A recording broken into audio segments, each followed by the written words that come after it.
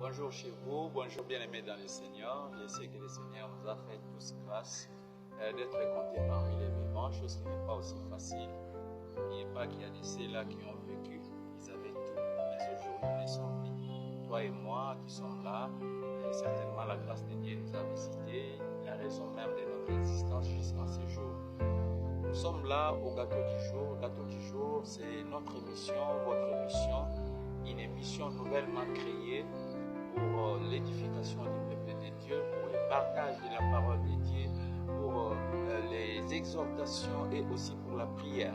Là, je vous demande déjà de pouvoir liker cette vidéo, partager s'il est faut en grand nombre, même pour nos frères et sœurs qui n'en savent encore rien, qui les sachent, un groupe différent, vous pouvez les partager. Le Seigneur ne manquera pas de vous bénir. Voilà, cette émission est créée pour un seul but, comme je l'ai dit tantôt, pour pouvoir édifier le peuple de Dieu et mettre encore, ajouter en puissance ce que nous avons déjà. Voilà, c'est bien votre humble serviteur Enoch Mandanda qui est en direct de cette chaîne. Je vous prie de bien vouloir nous suivre avec toute attention. Vous êtes enfant de Dieu, cherchez une Bible, mettez-y à côté de vous pour que vous ayez aussi vérifié comme il est écrit que les peuples ou les enfants ou ceux-là qui étaient pendant ces moments-là, ils avaient aussi un moment de vérification. Les Béréens le faisaient souvent.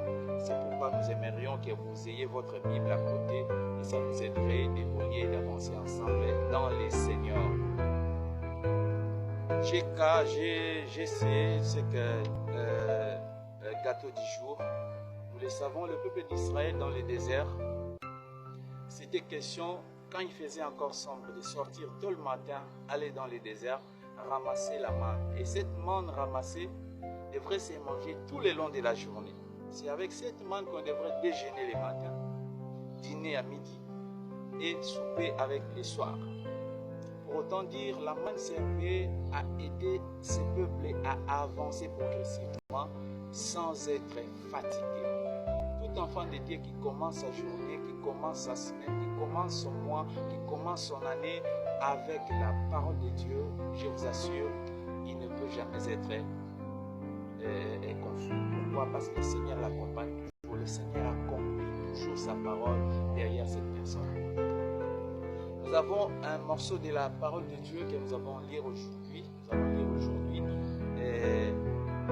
Et un petit sujet à partager ensemble. Notre sujet est intitulé « Fais-moi aimer comme j'aime et apporte les mots ». Fais-moi aimer comme j'aime et apporte les mots. Qui dit ces choses? C'est bien Isaac qui devrait dire cette histoire, qui devait dire ces mots, ces propos et cette demande à son fils Ésaü. Parce qu'il aimait bien Ésaü. Nous sommes là dans le livre de Genèse, et chapitre 27, commençons au premier verset et nous descendons. Nous lisons quelques versets et vous pouvez lire la suite même quand vous serez là, à la maison, là où vous êtes. Ça vous aiderait aussi à bien comprendre ce que nous voulons parler. La Bible dit ceci au verset 1 descendant. Isaac devenait vieux et ses yeux s'étaient affaiblis au point qu'il ne voyait plus. Alors il appela Ésaü son fils aîné et lui dit, « Mon fils ». Et il lui répondit, « Mais voici ». Isaac dit, « Voici donc, je suis vieux, et je ne connais pas les jours de ma mort. Maintenant donc, je te prie, prends tes armes, ton carquois et ton arc, va dans les champs et chasse-moi du gibier. Fais-moi un mets comme j'aime. Apporte-les-moi à manger, afin que mon âme te bénisse avant que je meure. » Rebecca écouta le verset 5 qu'Isaac disait à Ésaü son fils. Et Ésaü s'en alla dans les champs pour chasser du gibier et pour la rapporter. Puis Rebecca dit à Jacob, son fils, « Voici, j'ai entendu ton père qui parlait ainsi à Ésaü ton frère. Apporte-moi du gibier et fais-moi un mets que je mangerai et je te bénirai devant l'Éternel avant ma mort. Maintenant, mon fils, écoute ma voix à l'égard de ce que je te commande. Va me prendre un troupeau, 2 bons chevaux, j'en ferai pour ton père un pain comme il aime, comme il aime. Et tu les lui porteras à manger à ton père, afin qu'il te bénisse avant sa mort.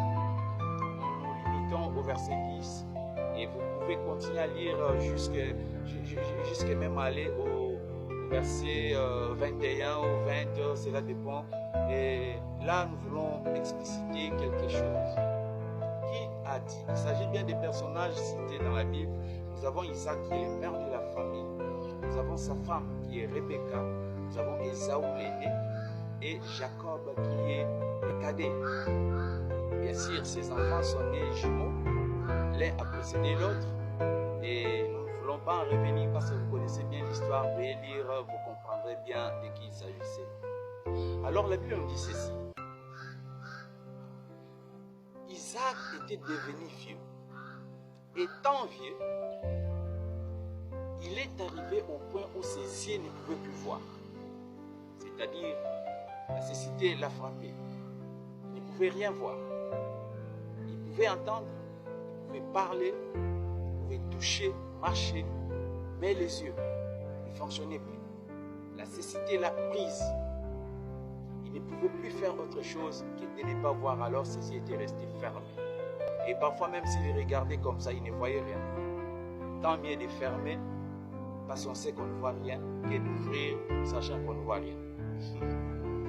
J'ai béni le Seigneur avant tout, nous prions le Seigneur, notre Dieu, nous bénissons ton nom et nous bénissons ta parole. Accepte à ce que ces moments soient bénis à tous celui qui suivra ces messages, à tous celui qui suivra cette vidéo, que tu bénisses ton peuple abondamment pour la gloire et l'amour de toi. Je ramène tes pensées captives à l'obéissance de ta parole dans les noms de Jésus de Nazareth. Que ta volonté supérieure soit faite sur toutes les choses, car c'est toi le Dieu absolu. Nous t'avons ainsi prié, nous disons Amen. Oui, nous acclamons le Seigneur. Dieu est bon, bien-aimé dans le Seigneur. J'aime vraiment le Seigneur quand il nous parle, quand il faut parler de Dieu, quand il faut parler des choses de Dieu. J'aime ces moments parce que c'est un moment auquel le Seigneur vient nous inspirer des choses. C'est un moment auquel le Seigneur vient nous parler concernant nos vies, concernant tout ce que nous pouvons être ou avoir. Et voilà, là, il s'agit bien d'une histoire qui s'est passée au sein d'une famille qui était aussi peuple de Dieu, sûrement Isaac. Isaac, comme vous connaissez, il est l'un des fils d'Abraham, notre père de la foi. Nous ne voulons pas aller là-bas, mais nous continuons l'histoire juste à partir de là où nous avons lu. Voilà. Isaac étant vieux ne pouvait rien voir.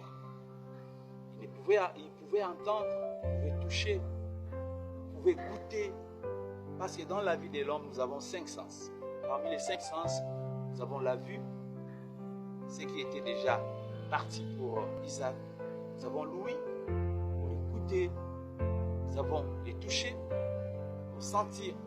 Nous avons l'odorat, nous devons sentir l'odeur. Et nous avons tout d'autre. Parmi les 5, il y avait un sens qui ne fonctionnait plus à ses pieds d'Isaac. Et qu'est-ce qu'il dira? Il fait appel à Ésaü. On ne veut pas trop aller. Isaac aimait beaucoup Ésaü qui était son fils aîné. Habituellement en Israël, tout parent devrait bénir son aîné. Et son aîné, le fils le fera à son tour. Pour qu'une famille soit forte. Et là, c'était le contraire des choses. Pourquoi? Isaac aurait bien voulu bénir Ésaü qui était l'aîné. Il appela son fils pour lui dire, fils, viens. Et ce qui m'a fortement marqué, c'est quoi? Quand il a appelé Isaac, Isaac a dit, mais voici. Et d'office, il a commencé à faire ou à introduire sa demande à son fils. Pour lui dire, tu vas aller dans les champs. Avant d'y aller, tu prends ton carquois, tu prends la flèche, tu prends tout ce qu'il te faut pour la chasse.